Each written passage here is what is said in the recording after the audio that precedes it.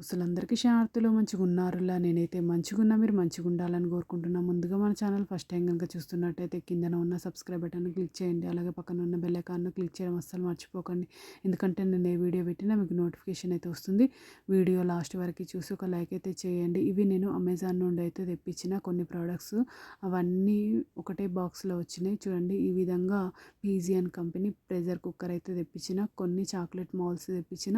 అలాగే stainless steel boxes అయితే తెప్పించిన. అవన్నీ ఈ విధంగా పెద్ద బాక్సులను అయితే పెట్టించిర్రు.